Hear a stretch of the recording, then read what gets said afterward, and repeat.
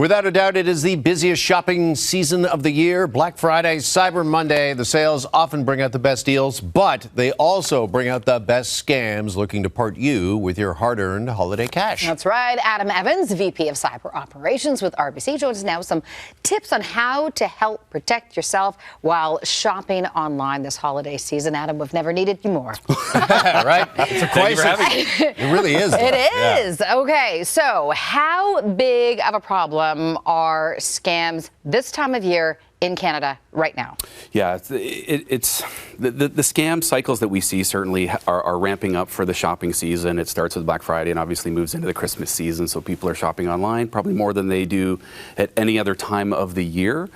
And the bad guys know it, and they are putting up fake websites. You're seeing a ton of emails hitting your inboxes, and it's purporting to have, all of these great deals that you can purchase online, and it's just really fooling people into clicking on links and things like that put them at risk or put them in harm's way.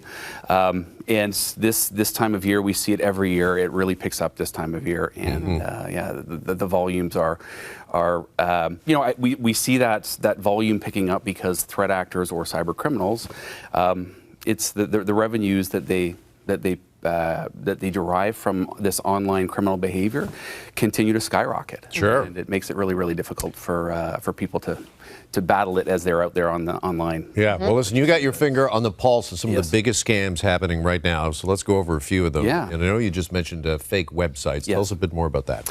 So we call them phishing websites. These are cloned websites that bad guys will put online. They will purport to be, an Amazon or an online shopping site.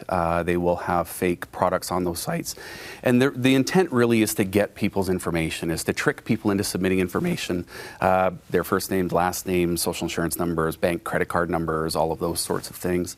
And then obviously the products never show up, but that information is now stolen, and then that leads into things like identity theft and further attacks against those individuals that have given up that information. Now, it's not just fake websites and fake sites that we're talking about. We're also seeing fake stores pop up on social media. Absolutely. Yeah. So fake ads is another big one at this time of year.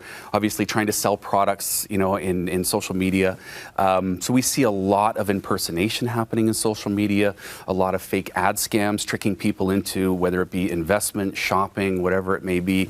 Anything that a threat actor can do to part you with your information or obviously money from your bank accounts is what they're really after.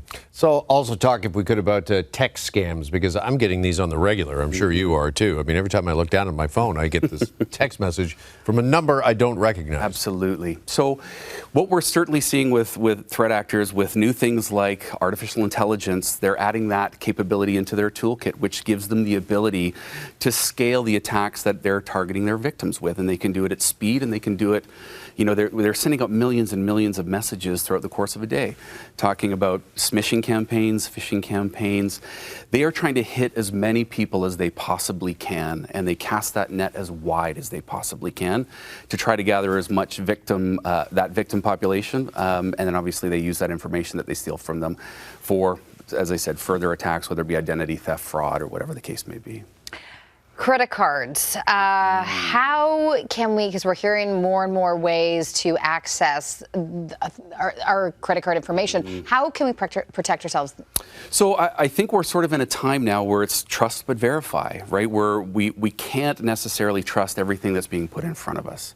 So understanding if you're going to be going to an online shopping site, don't click through an ad or don't click through a link that's been given to you in an email or on your in text.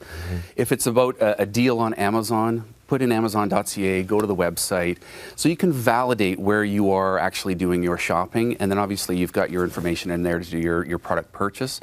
But this is where the threat actors have gotten very, very good at cloning or fooling you into thinking that you're on a legitimate website and giving up that information. Yeah.